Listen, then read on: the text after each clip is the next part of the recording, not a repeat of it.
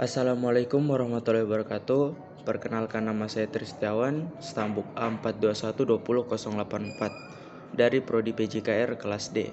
Di sini saya akan menjelaskan sedikit pemahaman saya tentang materi alam pikir manusia dan perkembangannya. Ada 5 poin yang ingin saya jelaskan. Poin pertama yaitu mengenai rasa ingin tahu manusia. Rasa ingin tahu manusia ada 6. Yang pertama itu Homo sapiens, yaitu makhluk yang bisa berpikir. Manusia merupakan satu-satunya makhluk ciptaan Tuhan yang diciptakan untuk bisa berpikir. Maka dari itu bisa dibilang manusia merupakan makhluk yang paling baik yang telah diciptakan oleh Tuhan. Dan bagaimana kita bisa memaksimalkan hal tersebut? Itu bagaimana cara kita belajar dan juga terus mengembangkan alam pikir dan juga ilmu pengetahuan dari diri kita sendiri. Poin yang kedua yaitu setelah Homo sapiens yaitu Homo language. Homo language itu makhluk yang bisa berbicara, manusia yang bisa berbicara. Itu merupakan salah satu kelebihan manusia sendiri, di mana dia diciptakan agar bisa berkomunikasi dengan makhluk lainnya dengan bahasa. Homo language itu berpengaruh pada kita dan juga pada negara menjadi suatu ciri khas pada saat ini. Maksudnya apa? Negara ini bahasanya seperti ini, negara ini bahasanya seperti itu. Ya, jadi pentingnya homo language ini sangat berpengaruh terhadap rasa ingin tahu manusia dan bagaimana manusia bisa mengembangkan hal tersebut. Yang ketiga yaitu Homo faber. Manusia mampu membuat alat. Dari kata di sini, jadi bisa diartikan bahwasannya manusia itu bisa melakukan suatu pembaruan dengan suatu pemahaman tentang bagaimana dia bisa menciptakan sesuatu dari tangannya sendiri dan dari olah pikir dia sendiri. Jadi dia bisa menginovasi, bisa berkreasi tentang pemahaman dia dan juga dari belajar dari orang-orang maupun dari diri sendiri untuk menciptakan suatu alat.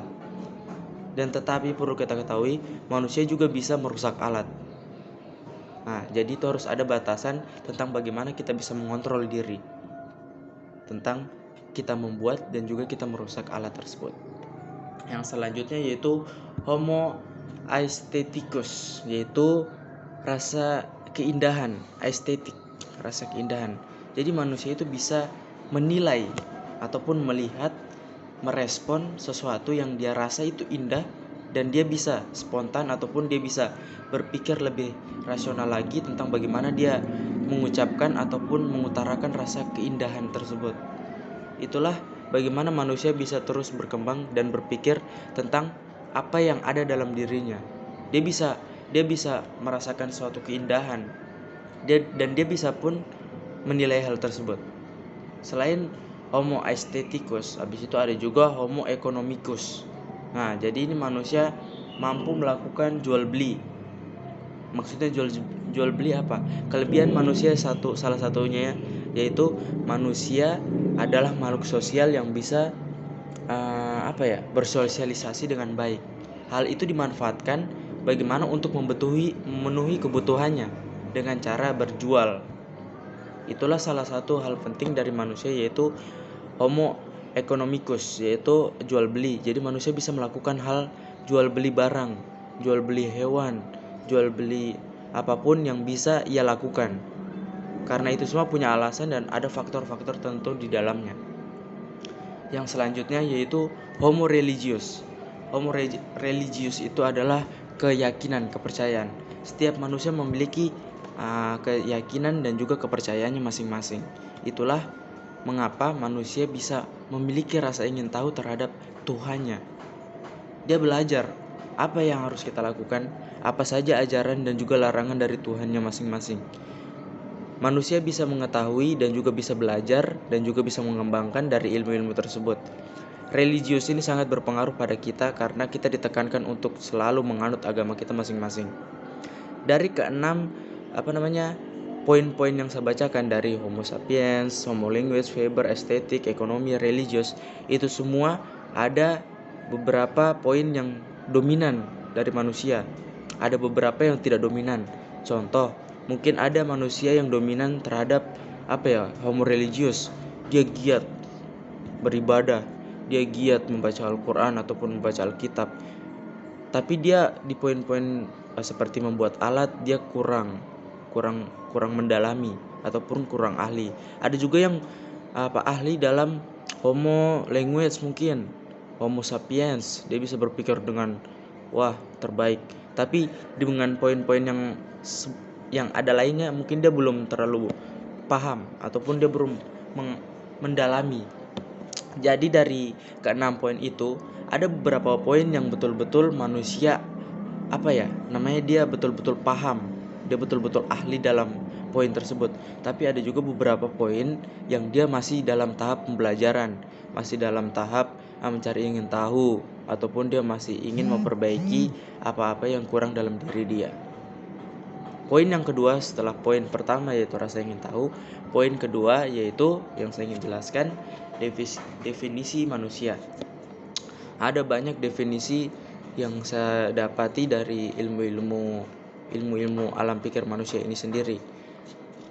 Yang saya baca ada sekitar 8. Itu mungkin bisa jadi lebih ataupun mentok 8. Tapi di sini saya hanya akan menyebut dan juga menjelaskan tiga saja.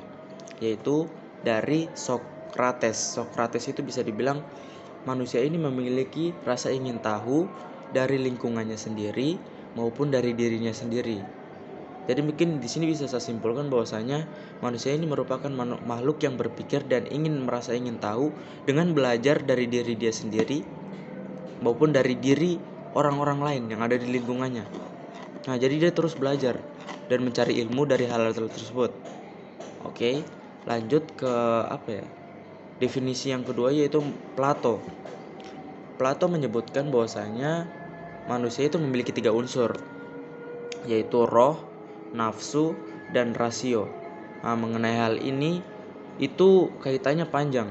Jadi manusia ini betul-betul didefinisikan dan juga dikategorikan melalui 3 unsur ini. Definisi selanjutnya yaitu Thomas Hobbes. Thomas Hobbes itu menceritakan bahwasanya manusia itu adalah makhluk sosial. Jadi manusia adalah makhluk yang terus bisa bersosialisasi, terus bisa humble kepada teman-teman ataupun masyarakat di lingkungannya.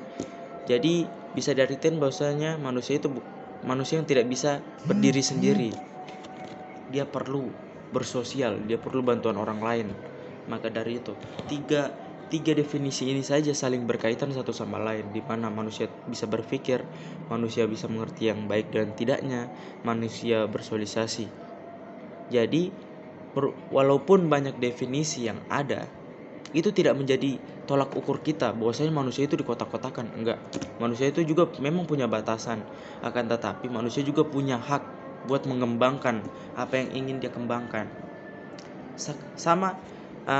Untuk hal ini berkaitan juga dengan poin ketiga yang ingin saya jelaskan, yaitu kelebihan manusia. Manusia merupakan makhluk yang berpikir. Dia memiliki hasrat. Hasratnya apa? Dia memiliki hasrat ataupun keingin tahuannya yang sangat betul-betul bergejolak. Contoh, dia mungkin nggak tahu ini botol apa ya. Dia cari ingin tahu. Ini botol apa? Dia tahu ternyata botol parfum. Dia mencari apalagi tujuannya parfum dan manfaatnya parfum. Jadi manusia itu terus mengolah pikirannya dari rasa keingintahuannya. Dan dari situ dia dapat memecahkan masalah ataupun memahami tentang hal-hal tersebut. Jadi lama-kelamaan dari hal yang dia ingin tahui dan dia belajar memahami dan mencari jalan keluarnya tentang hal tersebut, dia mendapatkan ilmu dari hal tersebut. Tidak sengaja, dikarenakan rasa keingintahuannya dan rasa di mana dia betul-betul ingin tentang hal tersebut. Jadi lama-kelamaan dia mendapatkan ilmu di dalam hal tersebut. Memang selalu ada proses di dalam memahami suatu hal, itu ada proses-prosesnya. Dan itulah yang menyebabkan bagaimana manusia bisa berpikir. Itu mungkin kelebihan manusia satu-satunya yang diciptakan oleh Tuhan, dan merupakan salah satu makhluk yang paling baik diciptakan oleh Tuhan. Maka dari itu kita harus betul-betul memanfaatkan pola pikir kita ini untuk ke hal-hal yang lebih baik lagi. Kita bisa mengembangkannya, kita bisa mengevaluasinya, kita bisa melihat apa yang kurang dalam pola pikir kita. Kita belajar dari diri kita sendiri dan juga kita bisa belajar dari diri orang lain. Kita mengambil hikmah dari diri sendiri dan mengambil hikmah dari pengalaman orang lain. Dan di situ kita jadi menjadikan titik balik buat kita bagaimana kita bisa mengembangkan ilmu-ilmu dan juga pemahaman pola pikir tentang apa yang ada dalam diri kita. Ini menyangkut terhadap poin keempat, yaitu keterbatasan. Pola pikir manusia memiliki keterbatasan. Maksudnya apa? Setiap rasa ingin tahu dari manusia, itu ada saja yang manusia tidak bisa selesaikan. Karena apa? Pola pikir manusia itu ada batasannya. Dan juga setiap fenomena yang ada di sekeliling kita itu pasti ada yang di luar nalar telah mengetahui tentang alam pikir manusia ini. Jadi itu membuat kita sebagai manusia itu semakin belajar tentang hal itu. Jadi tahap-tahapannya lebih panjang lagi. Kita semakin kayak terpacu rasa ingin tahunya kita. Dari hal yang sulit kita pahami, kita belajar dari situ. Kenapa bisa sesulit ini ya? Bagaimana cara kita mengetahui hal tersebut? Walaupun itu ada batasan dari manusia itu sendiri, tapi itu tidak menutup kemungkinan bahwasanya manusia memiliki rasa ingin mengetahui lebih lanjut. Jadi bisa diartikan apa? Manusia tidak gampang menyerah. Jadi contoh, dia tidak mengetahui fungsi kacamata, walaupun dia sudah kayak over sekali terhadap hal tersebut. Jadi dia terusan mencari hal tentang mengenai apa itu kacamata. Rasa keingintahuannya ini menyebabkan dia mendapatkan suatu ilmu ataupun dorongan lebih terhadap keterbatasannya itu sendiri. Walaupun dalam tahapan-tahapannya itu sangat berpengaruh terhadap pola pikir dia. Jadi yang perlu diperhatikan dari keterbatasan pola pikir manusia ini, kita harus betul tahu ini batasannya seperti apa. Hal-hal ini seperti apa yang harus kita lakukan ke depannya. Begitu. Jadi ini bersangkutan terhadap poin terakhir mengenai bagaimana cara kita mengembangkan alam pikir manusia. Gitu. Alam pikir manusia itu memang perlu harus kita kembangkan sedemikian rupa, sedemikian baik. Bagaimana cara kita betul-betul bisa memahami tentang apa yang ingin kita ketahui. Suatu pengembangan pola pikir dalam manusia itu sendiri, itu tergantung dari kita bagaimana kita menyikapi diri kita sendiri. Bagaimana cara kita mengevaluasi diri kita sendiri. Alam pikir manusia itu panjang, alam pikir manusia itu sangat luas. Tetapi bagaimana cara kita membuat hal tersebut langsung masuk dalam pemahaman kita, langsung kita bisa ambil poin pentingnya. Jadi semakin kita belajar, semakin kita mendapat banyak ilmu, dan semakin juga kita bisa mengembangkan alam pikir kita sebagai manusia. Jadi sebenarnya yang jadi titik tumpuannya? Semakin kita meningkatkan potensi dalam diri kita, kita semakin tahu hal-hal krusial apa yang ada di diri kita. Tanpa kita sadari, kita akan belajar dari diri kita sendiri tentang memahami orang lain. Dan bagaimana kita belajar memahami orang lain dari diri kita sendiri. Hal-hal yang ada di lingkungan kita itu merupakan hal yang terjadi dikarenakan diri masing-masing ataupun diri individu. Contoh, mungkin ada lingkungannya kotor di rumah tersebut, lingkungan di sekitar rumahnya si A ini kotor. Nah, itu pengaruhnya sebenarnya kita tidak perlu terlalu memusingkan terhadap orang lain. Coba lihat diri kita, apakah rumah kita bersih, apakah rumah kita enak dipandang. Jadi begitu. Kalau sebelumnya kita bisa melihat titik lemah dari diri kita sendiri, saya yakin masalah sebesar apapun itu pasti akan bisa terselesaikan. Sebenarnya masalah yang ada di lingkungan kita itu, jika setiap individu bisa mengembangkan pola pikir dia, bisa mengetahui apa yang baik dan apa yang tidak, sebesar apapun itu masalah itu pasti akan terselesaikan dengan enak, dengan cepat, dengan tidak tergesa-gesa, dengan waktu yang betul-betul kita bisa menikmati prosesnya. Jadi Walaupun kita memiliki keterbatasan pikiran, kita juga bisa mengembangkan pikiran tersebut. Jangan jadikan keterbatasan itu menjadikan kita makhluk yang lemah. Memang ada beberapa hal yang mungkin di luar nalar, di luar dari pengetahuan kita. Tetapi jika yang kita betul-betul kita sudah pahami, apa salahnya kita kembangkan? Kita terus belajar dari pengalaman, kita harus terus belajar dari teori. Kita harus terus belajar dan mendengar nasihat. Di umur-umur kita seperti kita saat ini, itu kita harus terus masih dalam masa-masa nasihat. Kita masih terus mendengar nasihat dari orang-orang. Kita harus dengar apa ya hal yang kita harus lakukan ini. Kita cari frekuensinya ke orang yang lebih memahami. Contoh orang tua. Kita harus melakukan pendekatan yang baik untuk menambah ilmu pengetahuan kita dan rasa ingin tahu kita. Dan kita bisa belajar dari mereka, dari orang tua kita. Apa saja yang kekurangan orang tua kita yang semoga kita tidak bisa dan semoga kita bisa meminimalisir hal tersebut kepada kita. Jangan sampai hal yang jelek ada pada orang tua itu turun ke anaknya. Jangan sampai. Yang harus dilakukan apa? Inovasi. Jika orang tuanya memiliki suatu kekurangan, contoh hal dalam bekerja. Jadi anaknya bagaimana caranya anaknya itu bisa terus berkembang. Kita belajar bagaimana caranya kita bisa menjadi seorang pekerja yang lebih keras lagi, lebih giat lagi. Kita belajar dari kesalahan itu. Kita harus terus introspeksi diri. Apa yang kurang dalam diri kita. Dan kita harus terus belajar dan mengembangkan hal tersebut. Lanjut mengenai tentang bagaimana manusia itu sendiri memiliki alam pikirnya.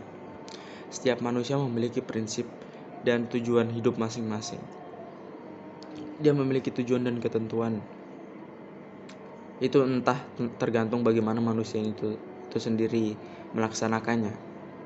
Walaupun sesulit apapun masalahnya itu, manusia memiliki pikiran ilmiah tentang bagaimana cara dia mencari jalan keluar tentang hal tersebut. Dia belajar, dia bisa meminimalisir dari hal tersebut. Manusia merupakan makhluk yang betul-betul kayak manusia yang betul-betul is the best lah, terbaik. Karena kita tidak sadari, kita orang seperti ini, kita yang diciptakan dari tanah bisa memiliki akal yang seluar biasa ke depannya. Banyak orang-orang hebat yang ada di sekeliling kita dan kita belajar dari situ. Poin terakhir yang ingin saya jelaskan bahwasanya masih banyak fenomena yang ada di sekeliling kita yang belum terpecahkan dan itu sulit untuk dipecahkan oleh manusia. Yang perlu kita tekankan dalam diri kita masing-masing yaitu apa? Tentang bagaimana kita mengolah ilmu pengetahuan yang ada dalam diri kita dan kita bisa mengembangkan apa yang perlu kita kembangkan dari hal tersebut. Kita harus tahu evaluasi apa yang akan kedepannya kita akan jalani. Jangan sampai bahwasanya manusia itu tidak bisa berpikir rasional, tidak bisa berpikir kritis, tidak bisa berpikir positif. Jadi dia mudah terpengaruh. Jadi kita harus ada pengontrolan diri supaya pola pikir kita itu terus berkembang. Kita jangan mudah terpengaruh terhadap hal-hal luar. Kita harus terus merasa lebih baik lagi dan terus memperbaiki diri kita itu tersebut. Pasti ada sesuatu yang tidak bisa dipecahkan. Itu mungkin karena memang ada beberapa fenomena yang sangat-sangat di luar nalar. Jadi sebenarnya yang jadi titik poin penting kita sebagai manusia yang memiliki alam pikir dan kita mengembangkan hal tersebut yaitu apa? Bagaimana kita bisa melihat sesuatu hal yang belum kita ketahui dan kita belajar dari hal tersebut. Alam pikir manusia itu merupakan hal yang betul-betul luar biasa. Hal-hal yang betul-betul kayak menakjubkan. Tentang bagaimana pengembangan dan bagaimana kita menambah ilmu, tentang bagaimana kita belajar dari itu semua, itu tergantung dari diri kita. Dan teruslah menjadi lebih baik dan terus menjadi lebih positif. Jangan sampai masa yang akan datang itu hancur karena kita dan usahakan masa yang akan depan itu berjaya karena kita. Karena kita adalah sebagai penerus bangsa, kita harus betul-betul mengolah pikiran kita, pemahaman kita, pengalaman kita, pengucapan kita, pola pikir kita, sopan santun kita, dan nilai religius maupun hal-hal lainnya. Kita harus betul-betul lihat kapasitas kita seperti apa, dan kita harus lebih baik lagi ke depannya, dan teruslah menjadi lebih baik untuk menjadi makhluk yang betul-betul bisa mencerminkan bahwa kita manusia yang betul-betul berguna untuk lingkungan kita. Itulah yang bisa saya jelaskan dari pemahaman saya tentang alam pikir manusia dan perkembangannya. Kurang dan lebihnya saya mohon maaf. Yang baik datangnya dari Tuhan, yang jelek datangnya dari diri sendiri. Wabillahi taufiq wa hidayah. Wassalamualaikum warahmatullahi wabarakatuh.